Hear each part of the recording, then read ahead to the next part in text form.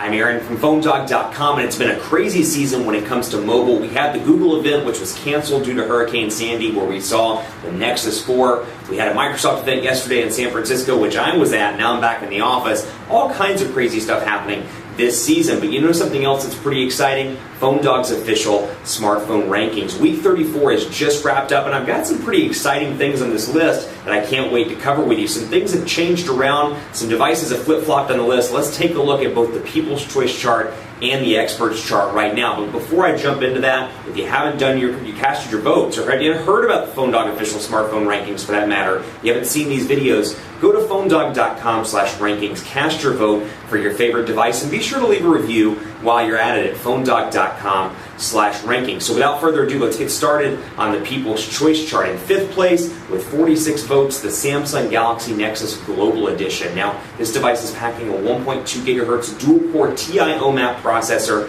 a 4.65-inch Super AMOLED HD display, and a 5-megapixel camera. So specs-wise, not necessarily the newest device in the market, but what it does have is Android 4.1 and a stock build at that, which is also known, obviously, as Jelly Bean. So coming in fifth place with 46 votes. In fourth place with 77 votes, the HTC One X with a 1.5 gigahertz dual-core Snapdragon S4 CPU, a 4.7-inch HD display, an 8-megapixel camera, and a really nice polycarbonate shell as well. Fourth place with 77 votes. In third place with 114 votes, the Apple iPhone 5. Now this thing is packing an Apple A6 dual-core CPU, which is rated somewhere around 1.3 gigahertz. It's got a 4-inch Retina display, an 8-megapixel camera, and of course it's packing iOS 6. It's Apple's iconic device. Huge improvements. Some people think they aren't that huge. Some people do think they're huge, but at least for Apple fans, it's a nice improvement over the 4S. It comes in third place with 114 votes on the People's Choice chart.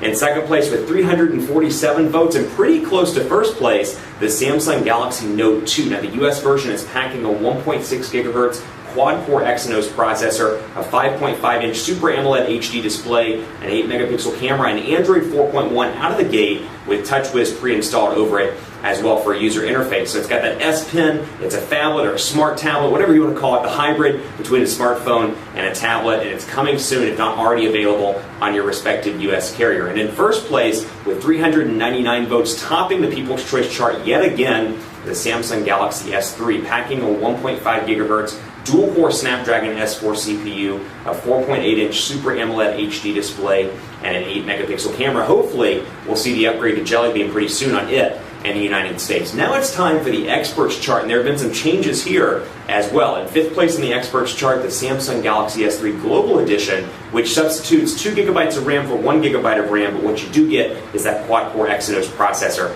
on the global version. Of course, the global one is getting Jelly Bean rollout right now in various markets internationally. In fourth place, the Samsung Galaxy S3 US version. In third place, the HTC One X. In second place, here's where it gets interesting, the Apple iPhone 5. And in first place on the Experts chart, the Samsung Galaxy Note 2. Big device. Samsung takes it on the People's Choice chart with the Galaxy S3, and on the Experts chart with the Samsung Galaxy Note 2. The iPhone 5 is finally dethroned from the Experts chart. Now, if you want to see how each individual expert voted, go to PhoneDog.com/rankings/experts, and from there, you can see individual people. See how I voted, see how Anna voted, Taylor voted, perhaps see how some of our other experts that aren't on my team voted at PhoneDog.com/rankings/experts. I'll be back next week to round up the rest of these results in week 35, so be sure to cast your vote because your voice matters, and I've seen several times, like I've said in past videos, where 1 vote, 2 votes, maybe 3 votes makes the difference between a device being in 6th place and being on the list in 5th place. So be sure to cast your vote, PhoneDog.com/rankings. I'll be back next week to round it up, but until then, cast your vote, leave a review, and let me know what you think at Twitter at PhoneDog_Aaron, and on Facebook at Facebook.com/PhoneDog. Thanks for watching. I'll be back next week. We'll see you then.